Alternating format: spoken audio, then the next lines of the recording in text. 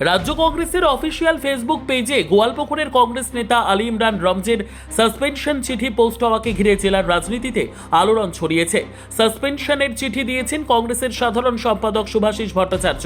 আলী ইমরান রমজ ওরফে ভিক্টরের উদ্দেশ্যে জারি করা সেই সাসপেনশন চিঠিতে উল্লেখ রয়েছে দলীয় সংবিধান লঙ্ঘন এবং দলবিরোধী কার্যকলাপ চালানোই তাকে সাসপেন্ড করা হচ্ছে।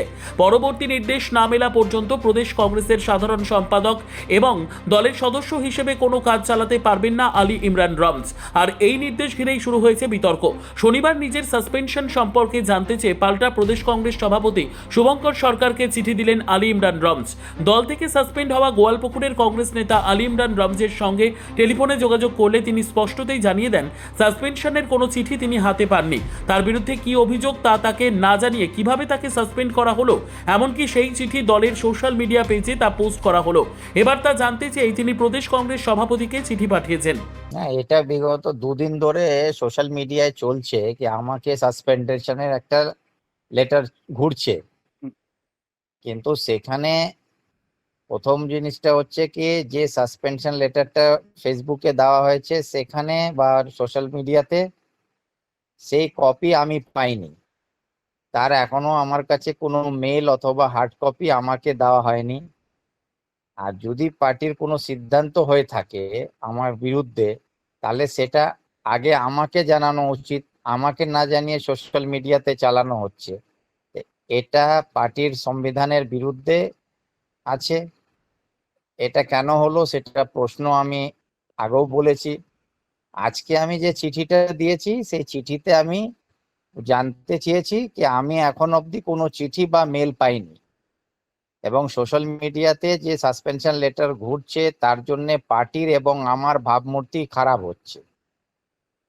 সেই জন্যে যদি পার্টির কোনো অভিযোগ থাকে তাহলে স্পেসিফিক্যালি অভিযোগটা আমাকে জানানো হোক, আমাকে হার্ড কপি দিয়ে তার উত্তর আমি দেব। কিন্তু আমি এখন অবধি জানি না কি আমার বিরুদ্ধে কি অভিযোগ আছে।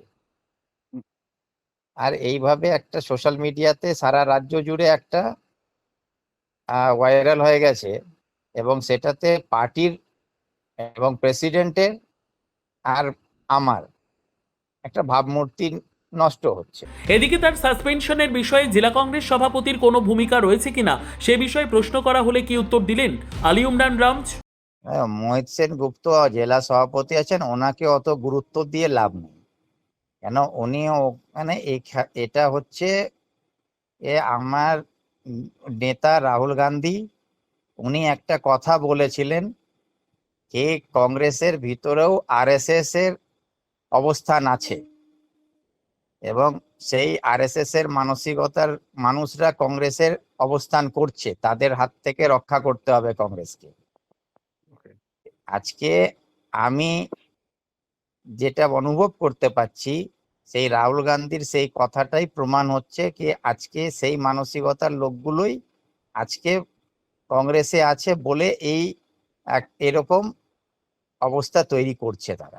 এই প্রসঙ্গে জেলা কংগ্রেসের সভাপতি মোহিত সেনগুপ্তের কাছে জানতে চাওয়া হলে তিনি স্পষ্টতই জানিয়ে দেন প্রদেশ কংগ্রেস নেতৃত্ব সঠিক কাজ করেছেন, ভিক্টরের কথার কোনো উত্তর দেব না। আমি কোনো মন্তব্য করব না, এই বিষয়ে আমি কোনো মন্তব্য করব না। প্রদেশ কংগ্রেস কমিটি যা সিদ্ধান্ত নিয়েছে সেটা সঠিক সিদ্ধান্ত, সেটা বলতে পারি। কংগ্রেস কমিটি যে সিদ্ধান্ত নিয়েছে সঠিক সিদ্ধান্ত, আর ও যে কথা বলছে অবান্তর কথা, এই কথা বলে আমি কোনো উত্তর দেব না। এত কথা কেন বলে দিলাম যে প্রদেশ কংগ্রেস কমিটি যা সিদ্ধান্ত নিয়েছে সঠিক সিদ্ধান্ত, আর উনি যে অবান্তর কথা বলছেন আমি এর কোনো উত্তর দেব না।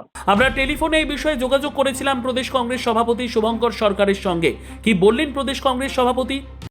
ইমরান রমি, এটা পার্টির আভ্যন্তরীণ বিষয়, আপনাদের কিছু বলার নেই, ঠিক আছে। সব মিলিয়ে আলী ইমরান রমজকে কংগ্রেস থেকে সাসপেন্ড এবং তার পাল্টা হিসেবে প্রদেশ কংগ্রেস সভাপতিকে আলী ইমরান রমজের চিঠি দেওয়াকে ঘিরে এখন জোর চর্চা জেলার রাজনীতিতে। ব্যুরো রিপোর্ট, RCTV সংবাদ।